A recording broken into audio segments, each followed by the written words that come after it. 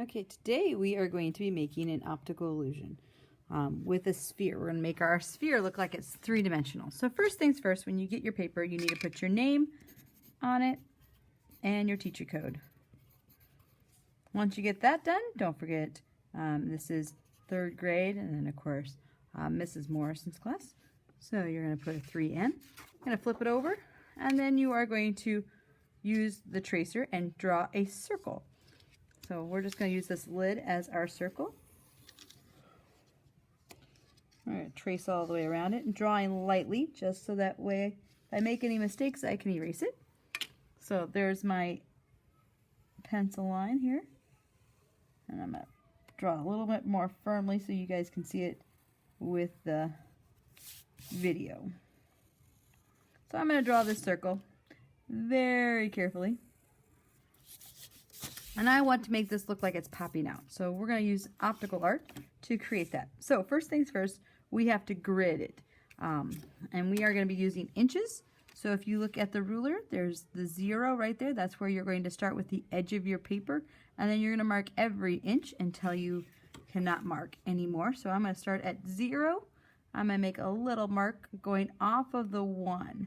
Little tally mark right off of there. I'm not pushing really hard, because if I make a mistake, I can erase it.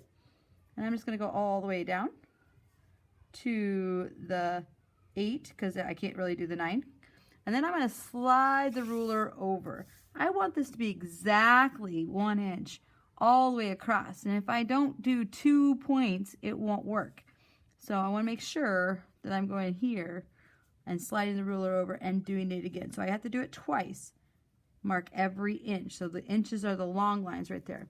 Now if you look, this inch right here is going to line up with this one. And so I'm going to take my ruler and line it up. And remember, when you do this, you want to have kind of a wide finger stance on your ruler so it doesn't move on you. And then you're going to just lay your pencil kind of flat and draw your line lightly.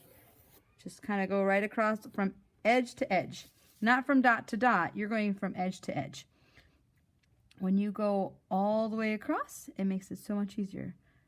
Now, you're going to continue this until you get to the circle. Now, when you get to the circle, like this one right here, you'll notice that you are not going to want to go inside the circle just yet.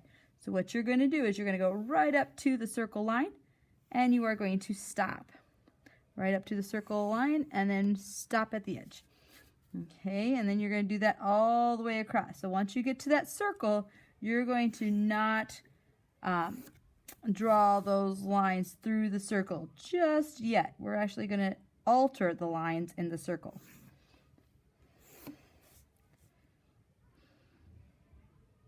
And you would just continue on. Once you get past the circle, it would just be a normal line, normal straight line that you're going to be using.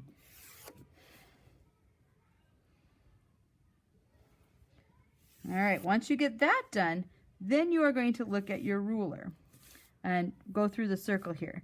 We're actually going to adjust it. We're going to arc it.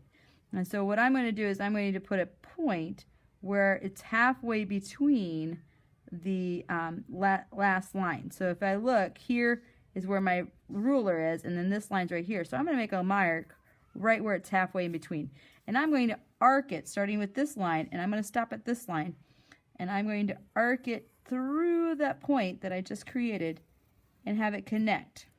Okay? And then I'm going to do the same thing here. So this is halfway. All right? And I'm going to arc it again going this way.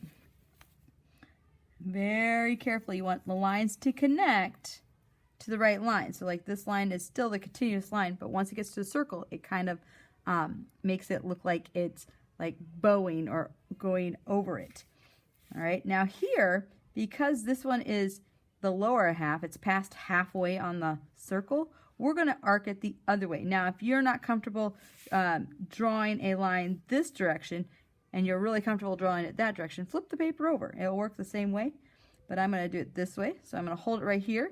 And so I know that this line is going to match up to this line because it matches on my ruler, but I want to arc it. So I'm going to make a mark that's halfway between this line and this line, and then I'm going to connect them going this direction. And then I'll do the same thing here, but this one's really, really small. So what I need to do is I need to put a little line and just have a small line connecting this one to this one. Okay, so when you remove it, it starts to look like a three-dimensional sphere. All right, but we can make this look even more three-dimensional by doing lines going this way or vertically also. So what we're going to do is we're going to take our ruler, we're going to line it up at the top here, and we are going to make tally marks every inch like we've been doing, but this time we're going to go acrossways. So now we're going to do 1, 2, 3, 4, 5, 6, 7, 8, 9, 10, 11, and I don't have to worry about the 12 because the 12's right off the paper. And then I'm going to slide my ruler over, down, slide it down, and then I'm going to do it again. So I'm going to go 1, 2, 3, 4, 5, 6, 7, 8, 9, 10, 11. Now I'm going to match my ones to ones. So they're kind of really light and they might not be easily seen by you guys, but I'm going to draw this pretty firmly so you can see it. So I'm going to line them up and I'm just going to start going across the way now. Now remember, when I get into the circle, am I going to go into it? No, I'm not going to go into the circle right away. Remember, we're going to have it warp when it gets into the circle. So if you look, this next one right here, you see how it's in the circle? So that means I have to start at the circle edge and work my way outward. Okay, so does everybody see how I did not go through the circle? That's what we want to do. We don't want to go in the circle because when it goes in the circle, think of it as a warp. It's like changing its form and moving it. So it's not going to be the same shape all the way through. When you go through the circle, it's going to be that arc that we're looking for. So line it up. Make sure you hold it really steady with a wide stance with that ruler. Ooh, this one's going to be a tricky one. So that's a really skinny one. So I might not see that line at all. And then I'm going to go and keep on going.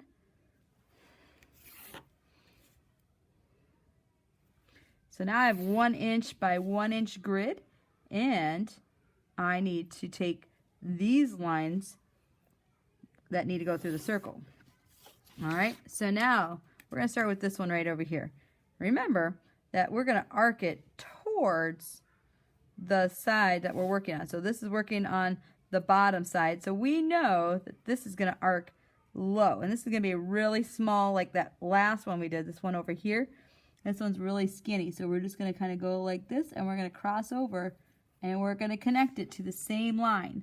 All right, a lot of times people try doing the vertical lines and having them cross crossways, and they shouldn't do that. Like this one and this one, they're both vertical lines, so that tells me that I cannot have them go horizontally. They have to go vertically, which this one connects to this one connects to that one. So this one, if I line up my ruler with it, I know that it has to match up for this one and this one. So now I'm going to make my little mark, and I'm going to arc it to that, and I'm going to make sure that I connect to my last one. Okay, and then this one right here is like about, kind of halfway, so I can decide if I want to go down or I can go up. I'm going to go up on this one because it's kind of more than halfway, and I'm going to make a little mark. Remember, I want to make a mark that's going to be halfway between the one I'm working with and the one above it. So I'm going to go right here, make my mark, and I'm going to do my arc so that it connects to the line. So the horizontal line is connecting to the horizontal line. So this one right here, okay, is connecting to this one. Notice it's not connecting to the vertical ones. These are the vertical ones. They're coming down. So this one and this one, I'm going to make a little mark, and I'll use my ruler to kind of show you where it's going to be. So I'm going to make my mark, and then I'm going to go across the way and touch. Make sure I connect to the right one, not the vertical one. Make sure I'm going to the horizontal one. When I'm done, I should have something that looks like that. And I might need to do a little cleanup here and there where I have some extra lines. This one's so skinny, I wouldn't worry about it. That one I probably would not try to color in or work with that. Once you get that done, you are going to start coloring in a checkerboard pattern. All right? You need to pick complementary colors. Now, complementary colors are colors that are opposite each other on the color wheel.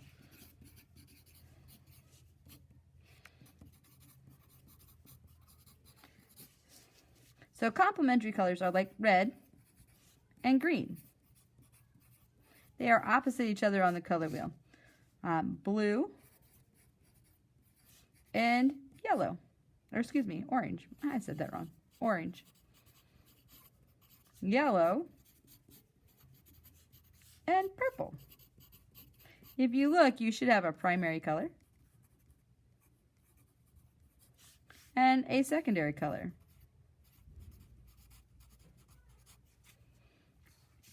All right, so if you look, they should be across from each other on the color wheel. Now, if you want to get, technical, you could do black and white.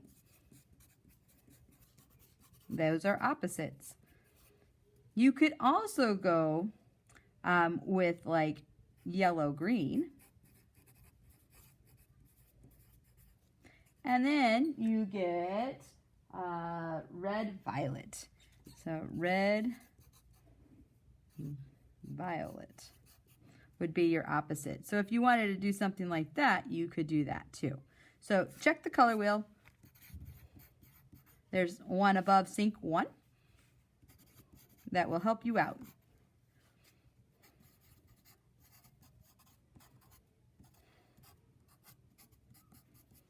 All right.